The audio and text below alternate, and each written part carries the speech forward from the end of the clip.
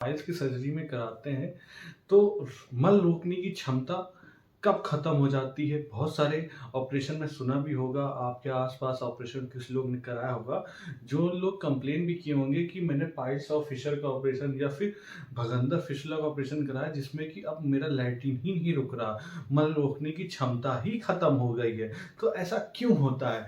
तो सबसे पहले जानेंगे चिकित्सा क्या होता है। अगर पाइल्स है, फिशर है, तो इसमें मल रोकने की क्षमता क्यों खत्म हो जाती है।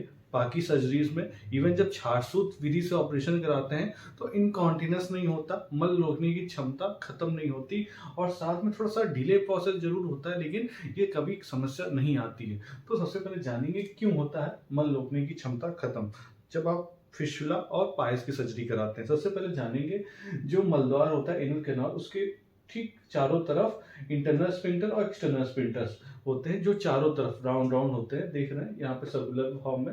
जब पेशेंट लिथोटॉमिक पोजीशन में लेटा है, वहीं खड़ा जब पेशेंट है, ठीक है, तो ये दो व्यू से कोरोनल और एक्सियल व्यू है।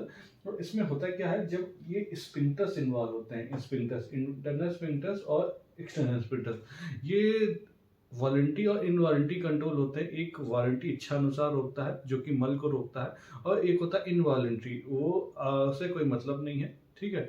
दूसरा, जब आप सर्जरी करने जाते हैं तो जब आपको फिशुला हुआ होता है तो ये स्फिंक्टर्स जो होते हैं इन्वॉल्व होते हैं। जैसे कि इसमें ट्रांसफिंक्टिक फिशुला, दोनों स्फिंक्टर्स को पियर्स करते हुए फिशुला बन रहा है, ट्रैक बन रहा है। जब ये सर्जरी करते हैं, जिससे मॉडर्न सर्जरी कर रहे हैं, तो इसमें स्फिंक्टर्स को कभी कभी गलती से कट हो जाते हैं। कट क्या होता है, जैसे ट्रैक ज्यादा लेंथ है, ज्यादा ये ट्रैक चला गया है, मान लीजिए ये सुपीरियर में ज्यादा चला गया है, या फिर हाई ग्रेड फिशुला है जिसमें कि एक्सटर्नल स्फिंक्टर का इन्वॉल्वमेंट ज्यादा हो गया है। जब आप सर्जरी कर रहे होते हैं तो इसको काट देते हैं, एक्सटर्नल स्फिंक्टर्स को एक लिमिट अमाउंट से ज्यादा, या फिर इंटरनल स्फिंक्टर्स को भी एक लिमिट अमाउंट से ज्यादा काट देते हैं, तो आपकी मल रोकने की क्षमता ही खत्म हो जाती है। तो यही दो स्फिंक्टर्स हैं जो आपके मल रोकने के काम करते हैं, जो अगर ये एक लिमिट से अमाउंट से ज्यादा कट जाते हैं जिससे इनकॉन्टिनेंस हो जाता है। तो यही कारण है कि इंटरनल स्फिंक्टर्स और एक्सटर्नल स्फिंक्टर्स को कोई छेड़छाड़ नहीं कर सकता।